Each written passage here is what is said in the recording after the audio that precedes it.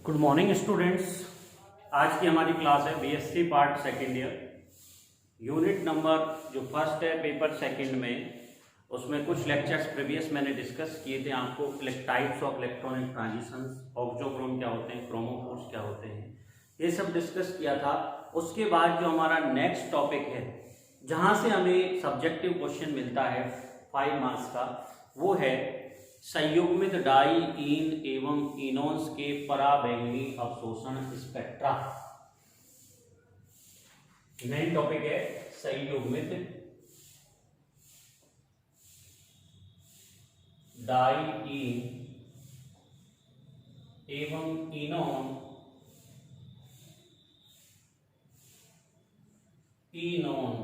के पराबैंगनी अवशोषण स्पेक्ट्रा।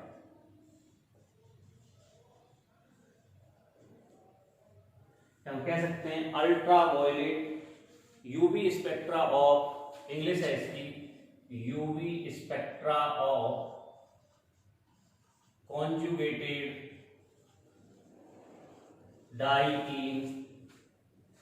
डाइईन्स एंड इनोन्स।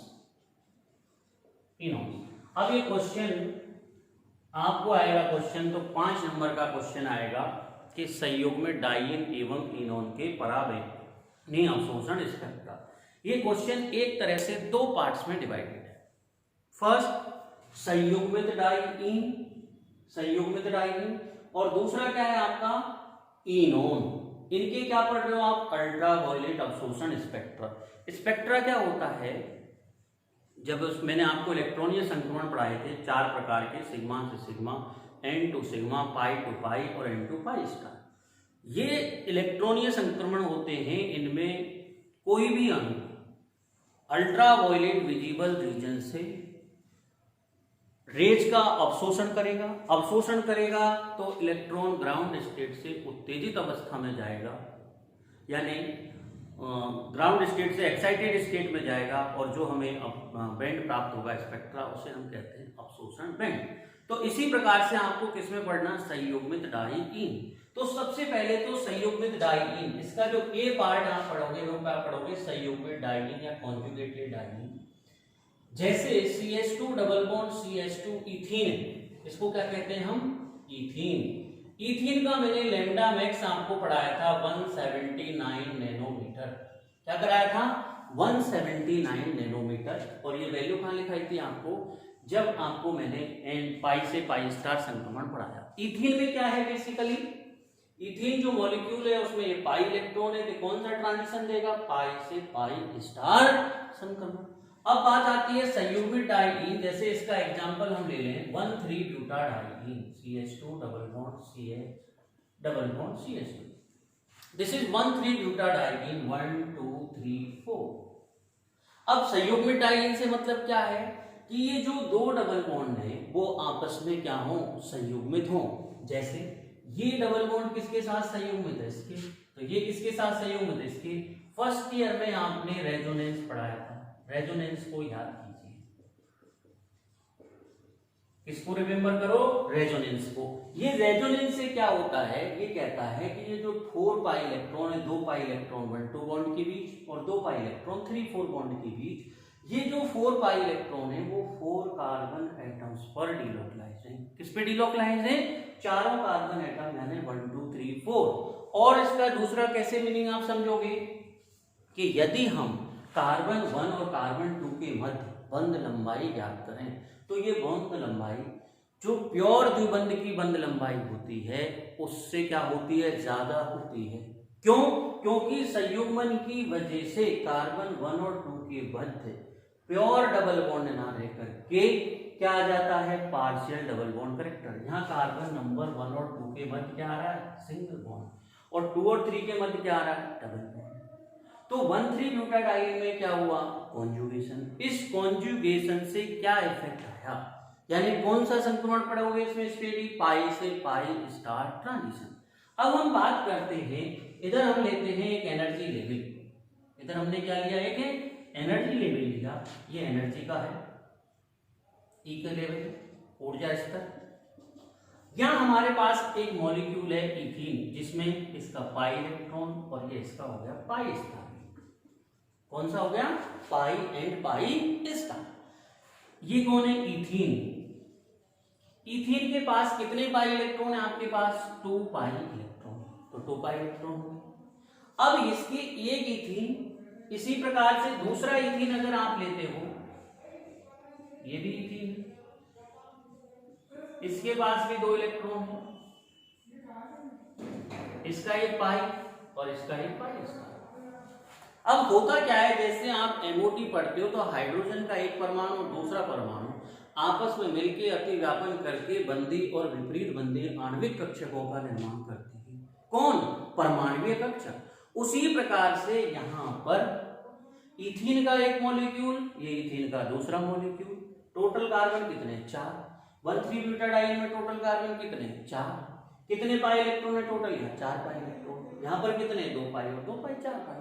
यानी इसका पाई इलेक्ट्रॉन और इसका पाई इलेक्ट्रॉन आपस में मिलकर अतिव्यापन जब करेंगे तो इससे ये जो बनाते हैं कक्षक, ये तो बॉन्डिंग हो गए इसके, जो कि हम कह देते हैं एक होता है निम्न ऊर्जा का कक्षक, ये होगा उच्च ऊर्जा का कक्षक। इसको हमने नाम दे दिया पाई 1 और इसको नाम दे दिया पाई 2। यानी इथीन के 2 मॉलिक्यूल आपस में मिलकर के पाई 1 और पाई 2 बंधी आणविक कक्षकों का निर्माण करते हैं। किसका निर्माण करते हैं? बंधी। ये कौन से हैं? Bonding molecular orbital. तो बॉन्डिंग से किसका निर्माण हो रहा है? बॉन्डिंग का। अब बात आती है पाई स्टार। ये पाई स्टार, इसका लेवल थोड़ा सा बहुत,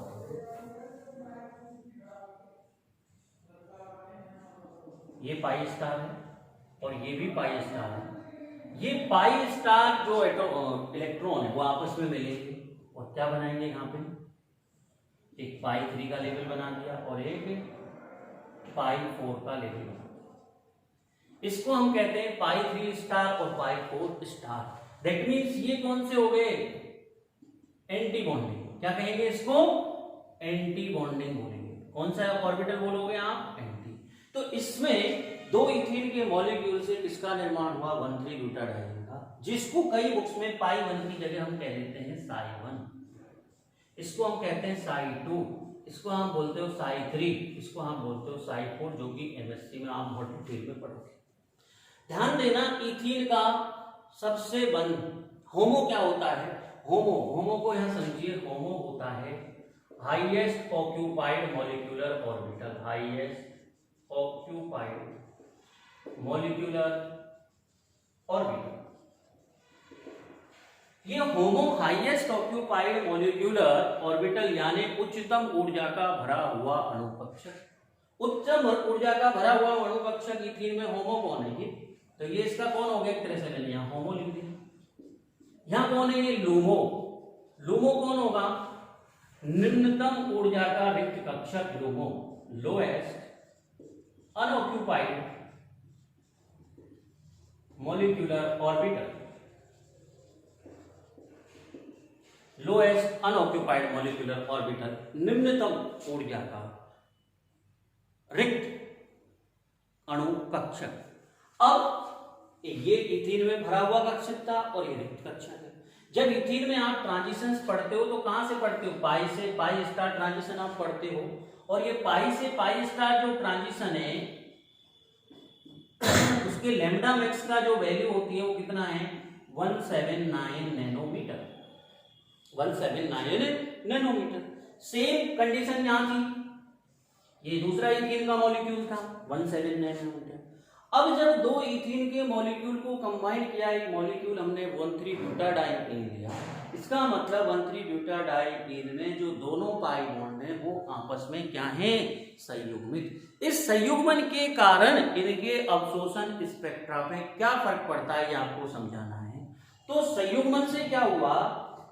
संयुग्मन का मतलब ये चारों पाई इलेक्ट्रॉन किस पे डिलोकलाइज हैं? चारों कार्बन परमाणु पे डिलोकलाइज हैं, नहीं कि ये कार्बन 1 और 2 और 3 और 4 के मध्य स्थित है, नहीं ये 2 और 3 के मध्य स्थित है। ये जो रेजोनेटिंग स्ट्रक्चर है ये शो करती है कि जो 4 पाई इलेक्ट्रॉन है वो 4 कार्बन परमाणु पर डिलोकलाइज है। जब इनमें इलेक्ट्रॉन पाई इलेक्ट्रॉन का फिलअप होगा तो सबसे पहले इलेक्ट्रॉन कहां भरे जाते हैं, निम्नतम ऊर्जा के कक्षकों में। तो यहाँ कितने पाई इलेक्ट्रॉन थे आपके पास, 2, तो ये किसमें भर दिया आपने, 2 में। इसके भी 2 पाई इलेक्ट्रॉन है, यहाँ 4 पाई इलेक्ट्रॉन फिलअप हो। अब ये क्या हुआ, रिक्त कक्षक है, क्या है, रिक्त कक्षक। तो इसके लिए 1,3-ब्यूटाडाइईन में होमो कौन हुआ आपका, पाई 2, जिसे हम साई 2 कहते हैं, ये कौन है, होमो। यानी अब इलेक्ट्रॉनिक ट्रांजिशन आपका कहां हो रहा है, पाई 2 से पाई 3, इसके मध्य हो रहा है पाई 2 से और पाई 3 स्टार के मध्य, या साई 2 से साई 3 के मध्य इलेक्ट्रॉनिक ट्रांजिशन कहां हुआ, लूम। पाई 2 से किसके मध्य हुआ, पाई 3 स्टार के मध्य। दैट मीन्स इस संयुग्मन के कारण जो ऊर्जा स्तर है उनके मध्य का जो गैप है वो क्या हो गया, कम हो गया। यहां तो आपका गैप कितना है, यहां से लेके यहां तक है। यहां पर इनके आणविक कक्षक बनने से होमो का एनर्जी लेवल बढ़ा और इधर लूमो का एनर्जी लेवल घटा, और उसका परिणाम क्या आया कि होमो लूमो के मध्य का ऊर्जा गैप कम हो गया। जब ऊर्जा गैप कम हो गया तो आपको संक्रमण ट्रांजिशन पाई 2 से पाई 3 स्टार में जाने के लिए कम ऊर्जा की आवश्यकता होगी।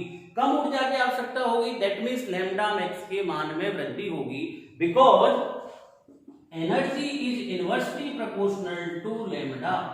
Energy is inversely proportional to तरंग दैर्घ्य, ई लैम्डा के व्युत्क्रमानुपाती होती है। तो लैम्डा के मान में क्या हो गई, वृद्धि, और लैम्डा की वैल्यू कितनी आ गई, यहाँ लैम्डा मैक्स जो है वो आ गया 217 नैनोमीटर। कितनी वैल्यू आ गई, 217 नैनोमीटर। दैट मीन्स संयुग्मन के कारण इथीन में जो लैम्डा मैक्स 179 नैनोमीटर है, वो 1,3-ब्यूटाडाइईन में लैम्डा मैक्स की वैल्यू कितनी हो गई, 2179 नैनोमीटर। तो आप क्या लिखोगे इससे, 2.5 नंबर का, जब ये 5 नंबर का पूरा क्वेश्चन है तो उसमें से 2.5 नंबर में आप सबसे पहले समझाओगे कि संयुग्मित डाइईन में या संयुग्मन के कारण डाइईन्स में दोनों जो स्तर हैं यानी होमो और लूमो, इनके मध्य ऊर्जा इस गैप में कमी आएगी। उस कमी के कारण हमें निम्न तरंग दैर्घ्य पर और उच्च तरंग दैर्घ्य पर संक्रमण होगा, कम ऊर्जा की आवश्यकता होती है। ऐसा क्यों हुआ, ऐसा रीजन आपने पाई से पाई इलेक्ट्रॉन ट्रांजिशन होमो लूमो के मध्य से आपने इसको समझाया कि आणविक कक्षक आपस में मिलकर के और 2 कक्षकों का निर्माण करते हैं, एक की ऊर्जा कम होगी दूसरे की ज्यादा होगी, उस वजह से होमो का एनर्जी लेवल बढ़ा, लूमो का एनर्जी लेवल घटा, तो दोनों के मध्य, और लैम्डा मैक्स के मान में क्या हो गई, वृद्धि। लैम्डा मैक्स के मान में वृद्धि का मतलब कौन सा शिफ्ट हुआ, बैथोक्रोमिक शिफ्ट या रेड शिफ्ट। तो अगर आपसे पूछा जाए कि संयुग्मित डाइईन में लैम्डा मैक्स बढ़ता है या संयुग्मित डाइईन से अवशोषण पर क्या प्रभाव पड़ रहा है, तो आप कहोगे संयुग्मन के कारण लैम्डा मैक्स के मान में वृद्धि होती है, इस वजह से इसे हम बैथोक्रोमिक शिफ्ट या रेड शिफ्ट की श्रेणी में रखेंगे। नेक्स्ट लेक्चर में, अभी कमिंग लेक्चर में मैं आपको एक्सप्लेन करूंगा किसका, इनॉन्स के पराबैंगनी अवशोषण स्पेक्ट्रा। किसका पढ़ोगे आप, इनॉन का पराबैंगनी अवशोषण स्पेक्ट्रा। Thank you.